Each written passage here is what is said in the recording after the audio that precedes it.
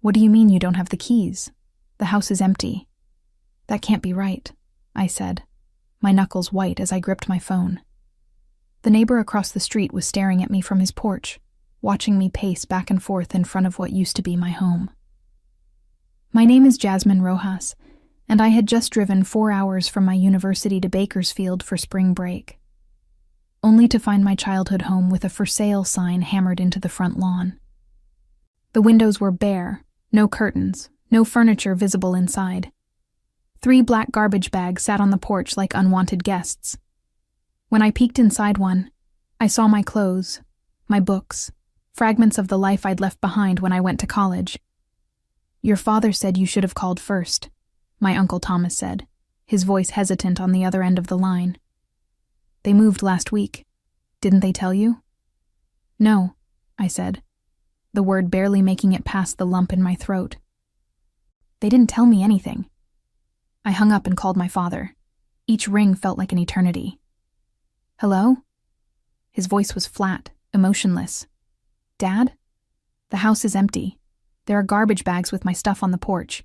What's going on?" A pause. Then, "We moved. You're an adult now. Deal with it." The line went dead. I stared at my phone, stunned. I called back, straight to voicemail. I tried my mother's phone. The same. My younger brother's phone. No answer. Just like that, I had been erased from their lives. No warning, no goodbye, not even the courtesy of a forwarding address. I stood there, watching the sunset cast long shadows across what used to be my front yard. The maple tree my father and I had planted when I was 8 still stood tall, its branches reaching toward a house that no longer belonged to us. I had sent part of my scholarship money home every month. I had maintained a 3.9 GPA in pre-law while working part-time.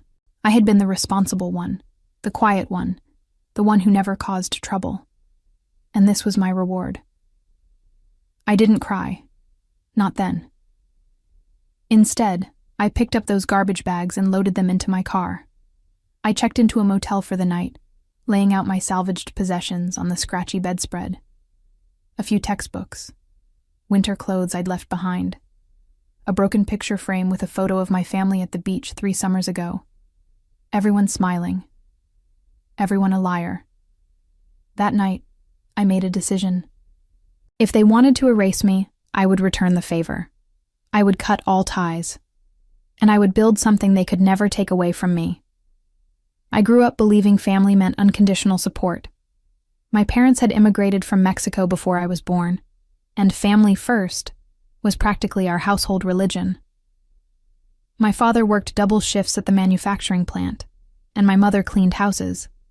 They reminded us daily of their sacrifices. "We came here with nothing so you could have everything," my father would say over dinner. "Education is your ticket." I took those words seriously. While other kids went to parties, I studied. When my high school friends got summer jobs at the mall, I interned at the local courthouse. My acceptance to university on a pre-law scholarship was supposed to be the first return on their investment. My younger brother, Gabriel, was different. He struggled in school, preferred video games to books, and had been caught shoplifting twice. Yet my parents never threatened to kick him out. They defended him, supported him, forgave him. "He's finding his way," they'd say. Maybe that's why their abandonment blindsided me. The responsible daughter discarded while the troubled son remained under their wing. That night in the motel, I called Professor Wilkins, my constitutional law instructor who had become something of a mentor. "They just left?" she asked, disbelief evident in her voice. "Yes. I'm not sure what to do next. I can't exactly go back to the dorms during break, and My voice cracked, the emotion finally breaking through. "Listen to me, Jasmine.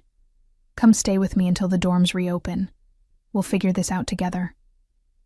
Professor Wilkins lived alone in a Victorian house filled with books and 2 elderly cats. She gave me her guest room and a key. "No time limit," she said. "Focus on your studies." That spring break, instead of relaxing, I threw myself into research. Professor Wilkins had connected me with a summer legal internship at Riverton Law Partners, specializing in housing discrimination cases. The irony wasn't lost on me. "Channel it," Professor Wilkins advised over tea one evening. "The best advocacy comes from personal experience." I nodded, thinking about the family photos I'd found crumpled at the bottom of one garbage bag. My quinceañera, high school graduation, all the milestones my parents had celebrated, only to discard the evidence like trash.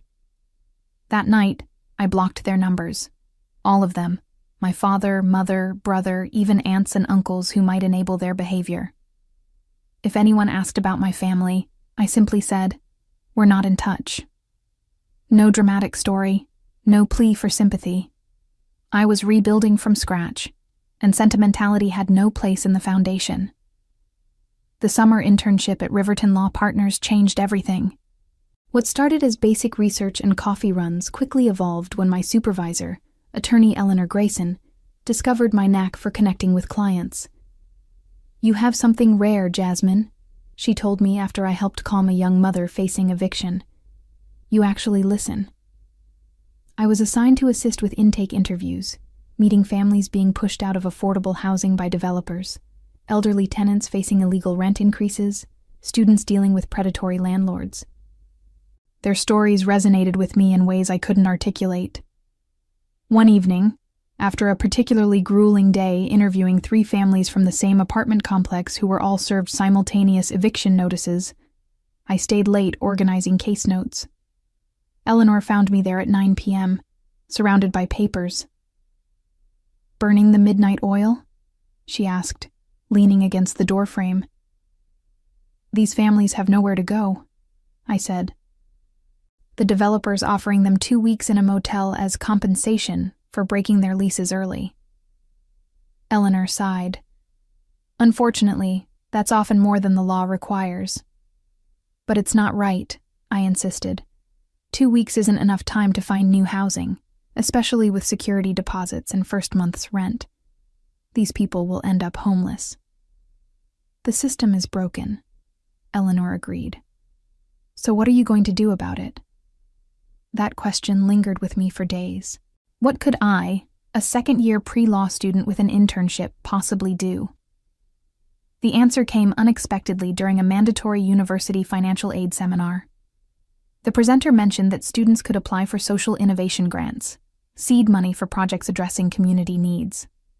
The application deadline was just 2 weeks away. I stayed up 3 nights straight drafting a proposal for a housing advocacy program, specifically for students and low-income families. I called it Safe Space Initiative. Eleanor helped me refine the legal aspects, and Professor Wilkins reviewed the final application. While waiting to hear back about the grant, I received the first of many calls from my parents. It came 6 months after they'd abandoned me, a voicemail from my father. "Jasmine, your mother is worried about you. Call us." No apology, no explanation. Just an expectation that I would respond to their summons like an obedient daughter. I didn't call back.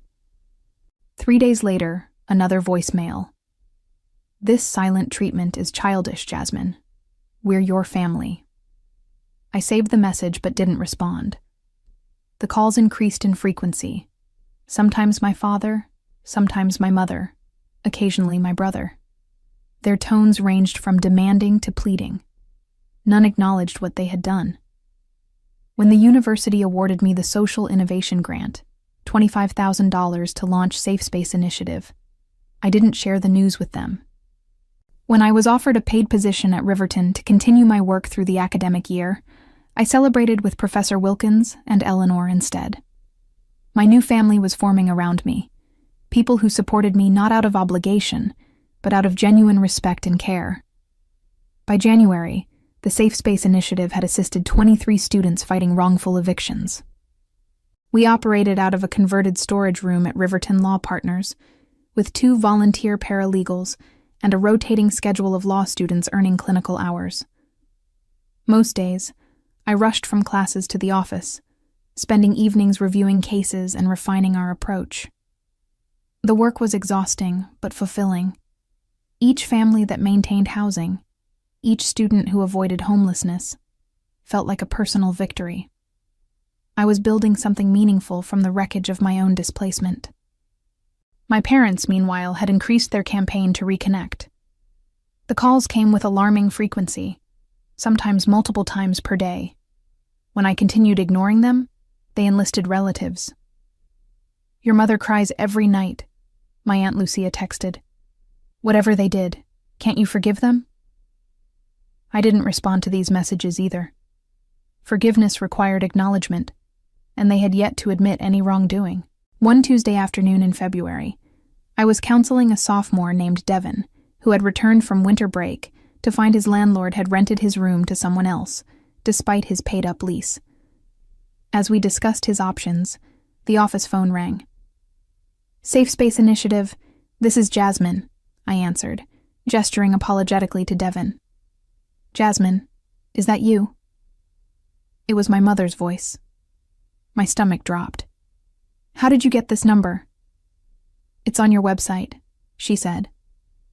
"Why haven't you returned our calls? We've been worried sick." Devin shifted uncomfortably in his chair. I covered the mouthpiece. "I'm sorry. I need to handle this. Would you mind waiting outside for a moment?" After he left, I uncovered the phone. "This is my workplace. Please don't call here again."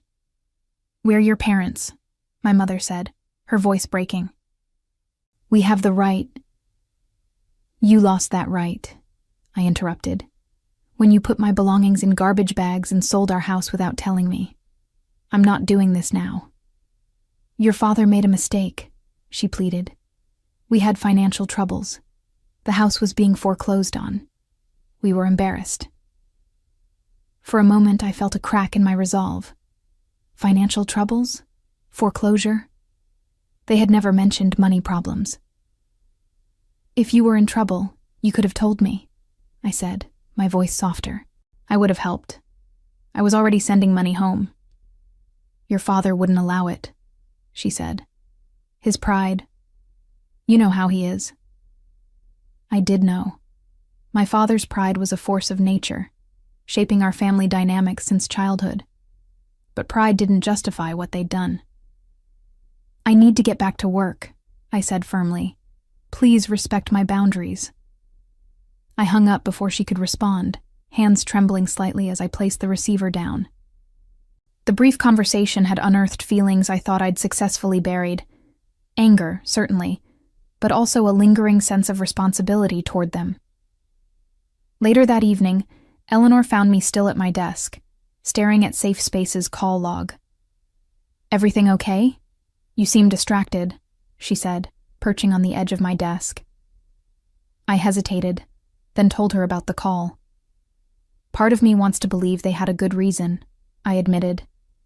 "That it wasn't just cruelty." Eleanor considered this. "People rarely act from pure cruelty, Jasmine. But reasons and excuses aren't the same thing. Whatever financial troubles they had, they chose to handle it by abandoning you without warning." She was right. And yet, my mother's explanation had planted a seed of doubt. What if there was more to the story? What if they had been desperate? The next day, against my better judgment, I did something I'd resisted for months. I searched for my family online. What I found shattered any emerging sympathy. A cheerful Facebook post from my mother dated just 3 weeks after they'd moved, showing her, my father, and Gabriel smiling in front of a new house. The caption read, "New beginnings, so blessed." There had been no financial crisis. There had been no foreclosure. There had just been a decision to leave me behind. The unanswered calls accumulated like falling snow, 120, 150, 200. My parents' voicemails evolved from demanding to pleading, occasionally peppered with information about their new lives, as if we were having a normal, ongoing conversation instead of a one-sided bombardment. Gabriel got accepted to community college, my mother reported in late March. "He's studying computer programming. You always said he was smart." "The neighbors brought us tamales," my father announced in April. Not as good as your mother's, but they're trying to be welcoming. These casual updates infuriated me more than their earlier demands. They were living their lives, forming new community connections, celebrating milestones, all while I was still processing the trauma of their abandonment.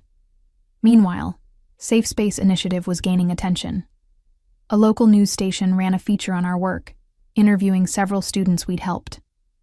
The university newspaper followed with a profile highlighting my innovative approach to housing justice. These small spotlights increased our caseload dramatically. "We need more resources," I told Eleanor one afternoon, gesturing at our overflowing intake folders. "More volunteers, more space, more funding." "I might have a solution," she replied. "The Watkins Foundation is accepting proposals for their annual social justice grants. The award is substantial, enough to hire staff and rent proper offices." The application process was grueling.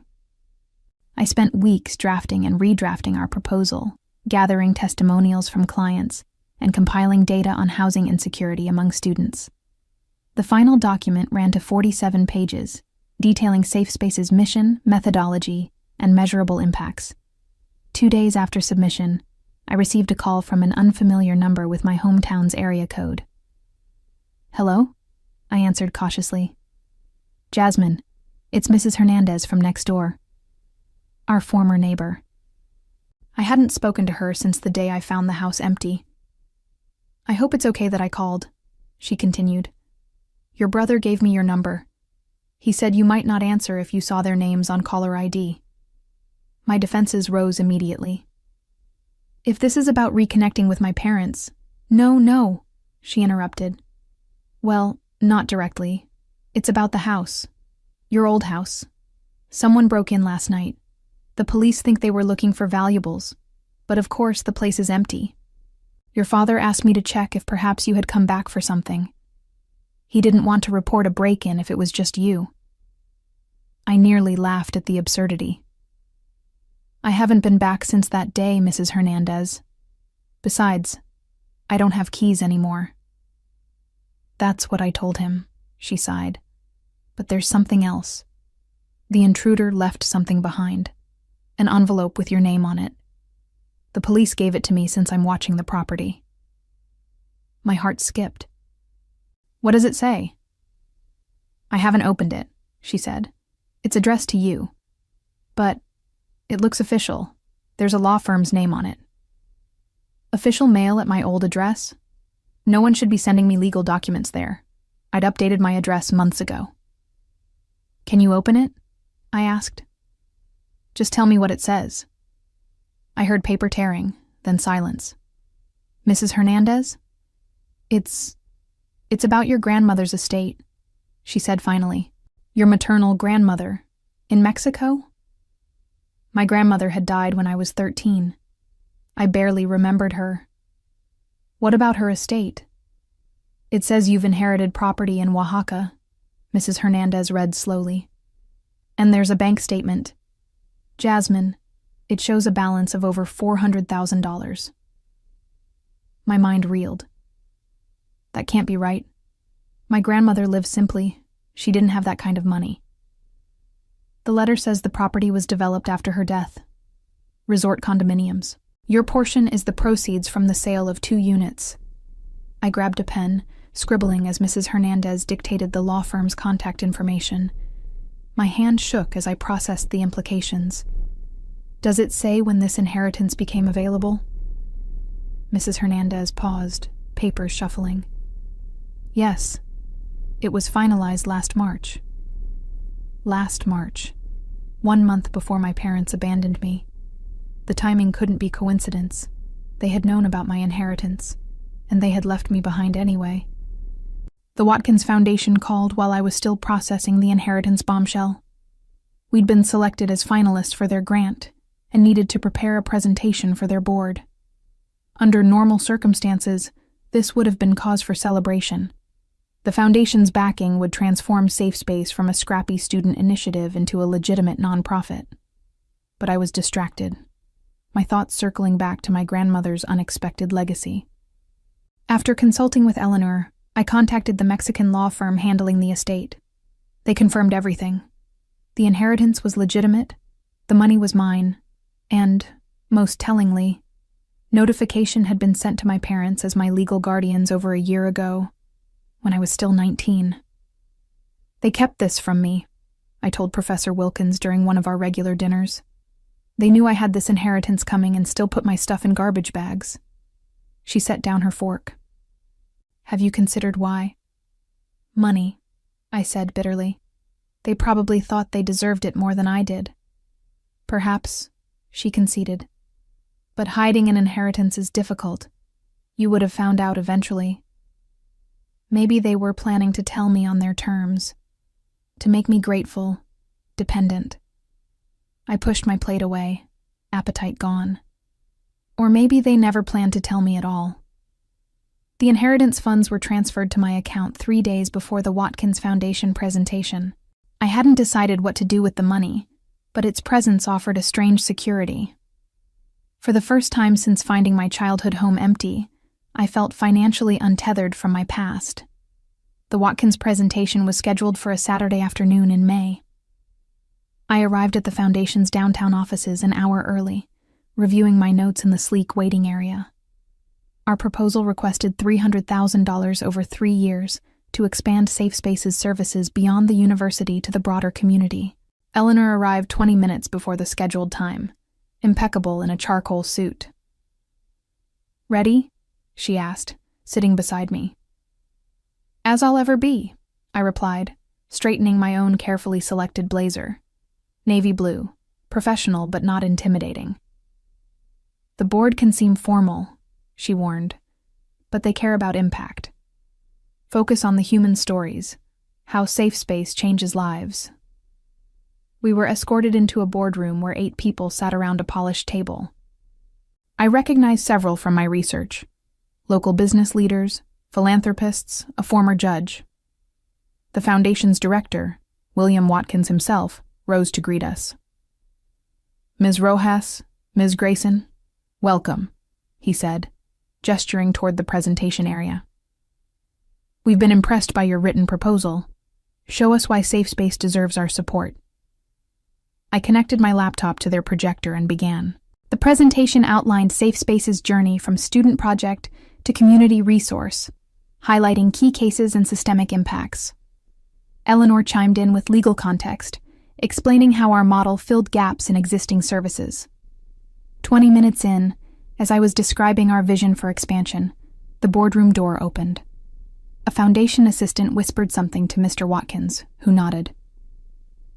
I apologize for the interruption, Mr. Watkins said. Ms. Rojas, there are some people here claiming to be your family. They're quite insistent on speaking with you. My heart stopped. My family? They say it's urgent, he added, looking uncomfortable. We can ask them to wait until we've finished. Eleanor touched my arm supportively. Your call, Jasmine. I took a steadying breath. After months of unanswered calls, my parents had tracked me down to perhaps the most important professional moment of my young career. The timing couldn't be worse, or more telling. Please tell them I'll speak with them after the presentation, I said, my voice remarkably steady. This is too important to interrupt. Mr. Watkins nodded approvingly, and the assistant left to deliver my message. I turned back to the presentation, but inside, my mind was racing. What could possibly be so urgent after nearly a year of silence? I finished the presentation on autopilot, my voice professional despite the emotional turbulence beneath. The board asked insightful questions, which I answered thoroughly, determined not to let my personal drama affect this opportunity. When they finally thanked us and promised a decision within 2 weeks, I felt hollow, rather than hopeful. You were excellent, Eleanor said as we gathered our materials, especially under the circumstances. Outside the boardroom, my parents and Gabriel waited in the reception area. My mother rose when she saw me, her face a complex mixture of emotions: hope, fear, determination. My father remained seated, his expression guarded. Gabriel hovered awkwardly between them, looking everywhere but at me. Jasmine, my mother began, stepping forward. "We need to talk." Eleanor squeezed my shoulder. "I'll give you privacy. Call me later." I nodded gratefully, then turned to my family. "Why are you here? How did you even find me?" "We saw the newspaper article about your housing program," my mother explained. "It mentioned the Watkins presentation today. We've been trying to reach you for months." "I'm aware," I said coolly. 247 calls is hard to miss. My father finally stood. "This has gone on long enough, Jasmine. You're being childish." A bitter laugh escaped me. "Childish? I came home to find my belongings in garbage bags. You sold our house without telling me. You abandoned me. And I'm the childish one?" "We made a mistake," my mother said, her voice trembling. "We want to make it right." "Now you want to make it right?" I asked. "After a year? After I've rebuilt my entire life without you? Why now?" Gabriel shifted uncomfortably. "Just hear them out, Jazz." "I know about the inheritance," I said flatly. "Is that why you're suddenly interested in reconciliation? Because the money came through?" My father's face darkened. "You've always been so quick to judge. And you've always been so quick to discard," I countered. "You knew about my grandmother's estate last March. You kept it from me, then threw me away." My mother's eyes widened. "You know?" "I know everything," I confirmed. "The question is, what do you want now?" The foundation's reception area wasn't the place for a family reckoning, so we relocated to a nearby coffee shop. I sat across from them, maintaining physical and emotional distance as they attempted to explain the inexplicable. "We were ashamed," my mother admitted, cradling her untouched coffee. "The foreclosure. Your father lost his job and I couldn't make enough cleaning houses. We couldn't tell you. So instead of asking for help, you abandoned me." I kept my voice low, controlled. "We found out about your grandmother's money right after you left for spring semester," my father explained. "The lawyers said you'd inherit when you turned 21. We thought if we moved, started over somewhere new, we could fix our finances before you found out. By selling the house and leaving me with nothing, we panicked," my mother said. "Your father thought you would be better off without our problems. You had your scholarship, your university friends." "And now?" I pressed. "Why the sudden change of heart?" They exchanged glances. Gabriel spoke up. "They made a terrible mistake, Jazz. They know that now." "The safe space thing," my father added gruffly. "In the newspaper, we saw what you've accomplished, and we realized we'd lost something precious." "Your successful daughter," I translated bitterly. "No," my mother insisted. "Our family, our connection." I studied them. These people who had shaped my early life and then shattered it. My mother looked older, gray strands prominent in her dark hair. My father seemed diminished somehow, his shoulders slumped beneath his worn jacket. Gabriel had grown an inch, his boyish features maturing. "I've built a new life," I said finally. "New connections. People who value me regardless of my accomplishments." "We're still your family," my father insisted. I met his gaze steadily. "Family doesn't put your belongings in garbage bags." Rising from the table, I placed enough cash to cover all our drinks and prepared to leave. "I don't need closure. I've moved forward. But if you truly want to make amends, start by respecting my boundaries." As I walked away, I felt something unexpected. Not satisfaction or vindication, but a quiet strength. I had faced my abandoners on my own terms and walked away whole. The next morning, the Watkins Foundation called. Safe Space Initiative had been awarded the full grant amount, with an additional $50,000 for operational expenses. That afternoon, a national news outlet contacted me about featuring Safe Space in a segment on innovative approaches to housing justice. When the story aired 2 weeks later, it reached millions of viewers, including, I later learned, my parents. They never called again.